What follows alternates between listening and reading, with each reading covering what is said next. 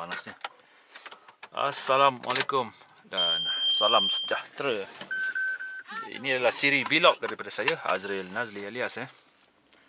Start enjin dulu.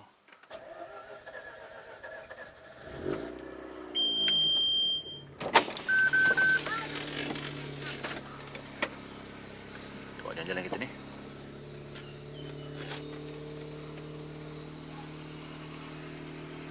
Topik yang saya nak bincang hari ini ialah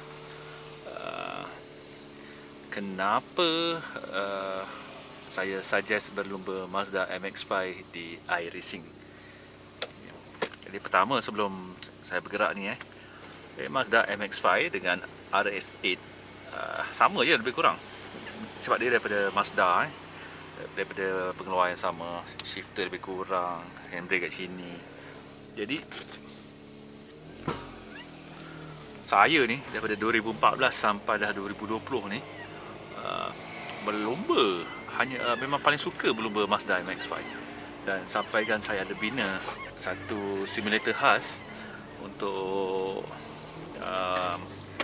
menyerupai Mazda MX-5 kedudukan.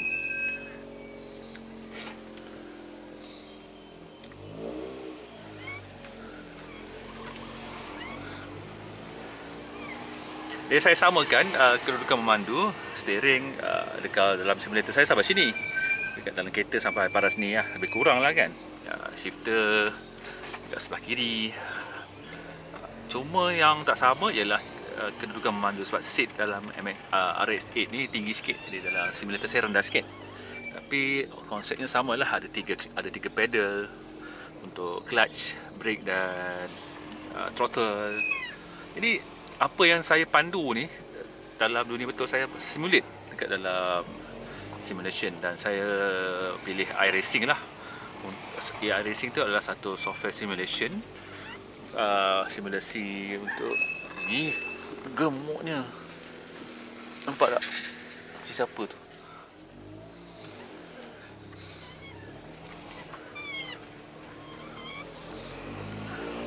Simulasi sama balik. Jadi dalam dunia simulasi banyak software, ada Restroom, ada Assetto Corsa, ada apa lagi, ACC, Assetto Corsa Competition, ada R-Factor, banyak. Jadi saya hanya memilih iRacing. Jadi nak buat cerita kenapa saya pilih iRacing, itu satu vlog yang lain pula.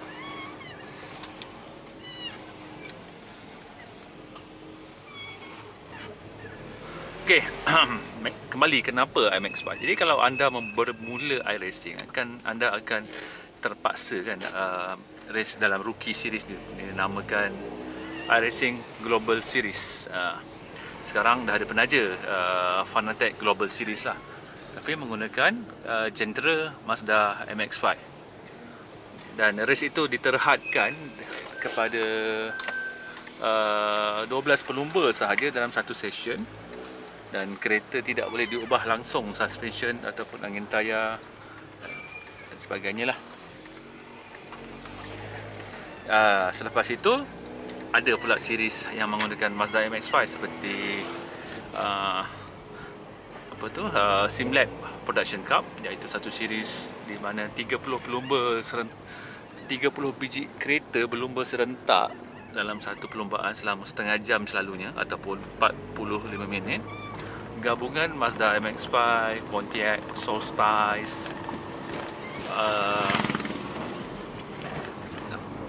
Volkswagen Jetta, dan juga Mustang, Ford Mustang. Jadi production series ni adalah series kereta production, di mana kesemuanya hampir kesemuanya menggunakan head shifter macam ni, kecuali Jetta saya tak sure. Saya rasa sama lah, semuanya guna head shifter. Sebab Jetta dia front wheel drive. Jadi bila berlumba dalam MX-5 ni, kalau menggunakan hardware yang low end, contohnya guna monitor ataupun guna steering G27 dia tak rasa shock dia. Dia akan datang shocknya bila anda dah upgrade peralatan hardware untuk simulator kepada high end. Contoh high end tu berbeza kepada orang. Ada orang mengatakan high end tu adalah menggunakan triple screen yang mempunyai refresh rate yang tinggi.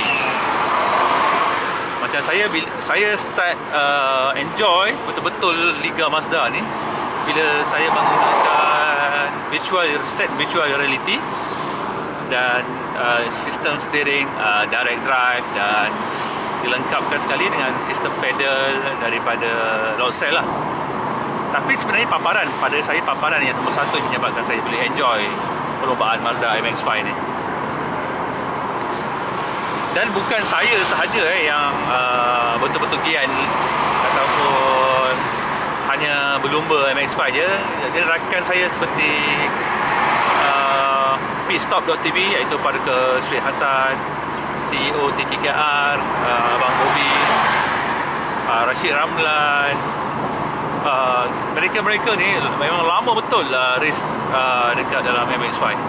Susah betul nak ajak race ke series lain lah kan. Jadi kita tengok saya buka aircon bising kat luar. Jadi bila pelumba sebenar ni dia masuk dalam alam simulator, dia nak study kereta tu sampai habis dulu.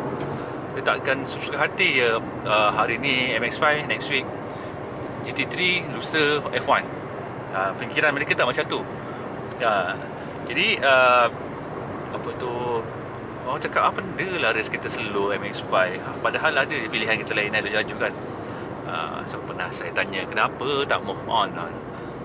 Jadi salah seorang ni pernah cakap dengan saya, dia nak study kereta ni sampai habis, sampai khatam daripada A to Z. Dia set up suspension macam mana, lepas tu dia nak merasa kereta ni kalau dilumbakan dengan high end simulator set macam mana pula rasa dia. Kira nak explore habis lah. Lepas tu yang menyebabkan mereka memilih iRacing ialah disebabkan sistem rating tu, mereka akan jumpa pelumba-pelumba high end, pelumba-pelumba yang laju ni bila dah sampai rating yang tinggi dia kalau rating rendah-rendah macam ni, okey, kita ayamkan je semua orang ni. Bila rating tinggi ni, rating maknanya kita masuk race pada tengah-tengah malam tu dengan beratus-ratus orang dah daftar nak race MX-5, kita diletakkan top split. So dia dipecahkan jadi 10 kumpulan kan. Jadi sebab rating kita dah tinggi, kita diletakkan dengan rating nombor 1 ni. Padahal bawa MX-5 je. Kat situlah cabaran dia bermula sebenarnya. Maknanya nak fahamkan kereta ni sehingga habis. Dia bukannya, jadi konsep dia orang membawa macam mana aku nak pandu kereta perlahan ni jadi laju, bukannya pandu kereta laju tapi perlahan. Tu konsep pelumba-pelumba sebenar ni kalau menceburi bidang sim racing. Jadi saya ni hybrid lah. Saya memang gamer, sebelum ni pun saya gamers. Jadi dan juga saya pun layan track day Jadi pelumba-pelumba sebenarnya lain. Dia orang ni disiplin dia untuk memahami kereta kalau tukar suspension ni apa jadi. Dia nak samakan macam dunia betul. So dia nak gunakan formula yang dia orang guna tu dengan sitting position yang betul, dan invest dekat simulator hardware yang memang high end supaya sama macam kereta sebenar. Dan dia orang hanya lumba MX-5 saja. So kalau anda ada akaun iRacing, tengok search ataupun ada apa tu kat YouTube tu kan, bos CEO TKKR tu Bobby Farid tu selalu race MX-5. Boleh tengok cara dia memandu, nampak racecraft dia macam mana kan. Tu pergi like apa tu YouTube page YouTube beliau. Jadi saya suka orang-orang lama ni berlumba dan dia orang tak lokek ilmu untuk live stream dia orang punya aktiviti yang tak ada hal yang sebenarnya. Tengok-tengok lah dia orang kata kan. Memang race rapatnya lah, yang cucuk belakang je lah, tak ada can lah. Jadi ada peluang masuk terus. Tu yang saya suka. Jadi kita katakan nak bawa GT3 dengan apa tu, dengan semua orang ni, dia satu sebab lagi sebab MX-5 ni semua orang mudah nak kuasai, tapi tak semua orang nak superior memandu. Jadi peratusan untuk menjumpai pelumba MX-5 ni yang race craft ni bagus sangat tinggi, sebab kereta ni mudah nak dikawal sebenarnya. Cuma nak cari yang rare ni, yang boleh tahan pressure, yang boleh kena tap sikit dia tak apa ni, dia tak goyang, yang tak ada main langgar-langgar, memang clean sportsmanship. Tu yang seronoknya main MX-5 ni. Kereta mudah, banyak kita slow kan, 160 horsepower je kan. So bila semua orang dapat kereta yang sama, slow yang sama dan perlahan, jadi kat situlah datangnya apa tu, sportsmanship. Macam ni, bagaimana nak berlumba dengan selamat. Contohnya berlumba di litar Alton Park tu kan, litar yang gelombang tu. Jadi syok tengok dia orang mengumpul points tiap-tiap minggu, bersaing sampai habis satu season. Sebab itulah rakan-rakan saya di WhatsApp group SRE, majoriti je banyak layan MX-5 dan menggunakan free contents. Ada segelintir saja yang fokus kepada series lain seperti Skip Bubble, GT3 ke GTE ke. Tapi tetap bila tengok MX-5 ni meriah. Jadi culture pelumba di Malaysia ni suka kereta kecil dan kereta perlahan. Sebab bukannya sebab kereta tu perlahan, sebab senang nak jumpa driver yang mudah nak menguasai kereta, dan lebihnya kepada berlumba apa ni, membandingkan racecraft masing-masing. Penguasaan kereta, bagaimana menggunakan trik-trik di litar berlainan, kat mana dia orang punya corner tu boleh lagi laju daripada orang lain. Tu yang syoknya. Dengan MX-5 benda-benda tu semua nampak. Dia punya macam, nampaklah teknik-teknik masing-masing ni kan. Satu saat perbezaan dalam MX-5 tu orang dah geleng kepala. Dia orang akan cari punca. Macam mana dia orang boleh laju ni? Dia orang akan cari punca. Satu saat perbezaan dalam GT3 orang tak kisah sangat, sebab tak semua orang boleh menguasai GT3 ataupun GTE. Sebab kereta tu susah nak dikawal. Jadi bila kereta susah nak dikawal, dia tak ramai yang nak layan. Jadi pilih kereta yang macam mudah nak dikawal, tapi bila nampak apa tu perbezaan satu saat dia dah mula risau dah, macam mana ni. Dekat Alton Park ada seorang mamat dia boleh clock 107, tapi kita 109.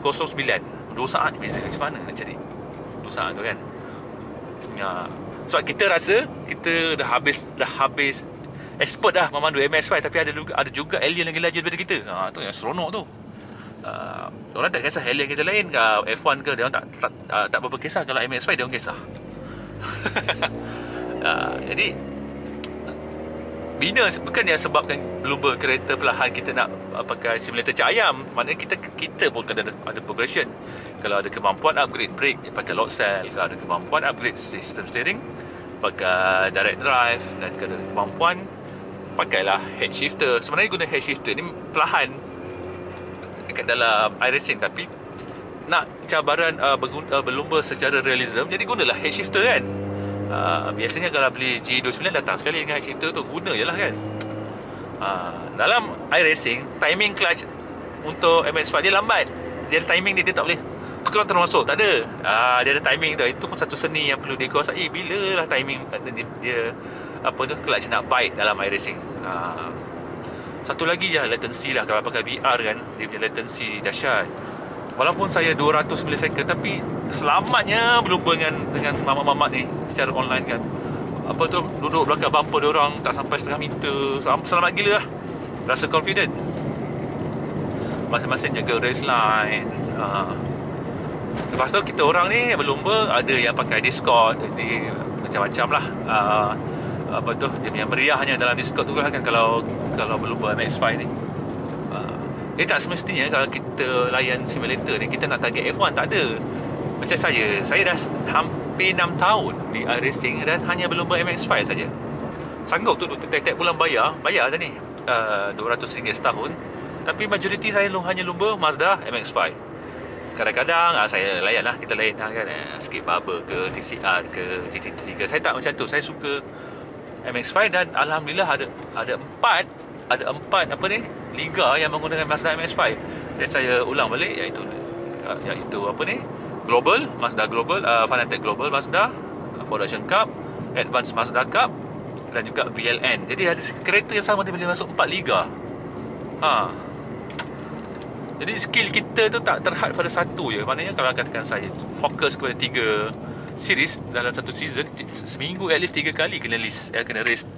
Jadi tak termasuk dengan latihan lagi, nak jaga point lagi kan. Betapa busynya seorang pelumba Mazda MX-5 dalam iRacing.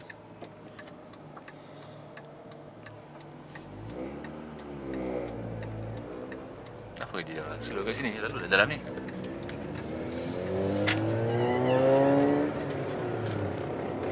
Okey.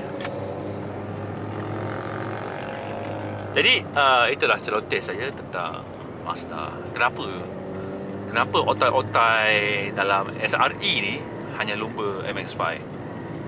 Itu yang nama saya petik tu hanya beberapa saja. Banyak lagi yang saya tak cerita.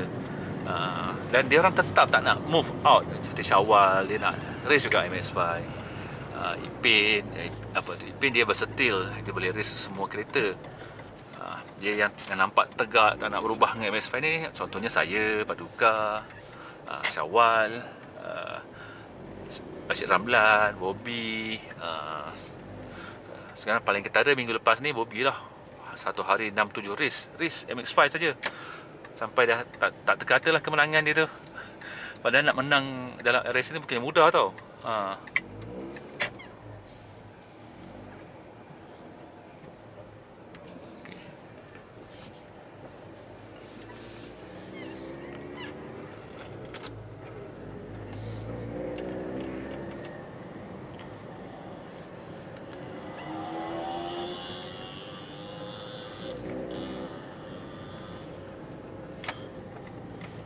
Saya nak roti, lupa.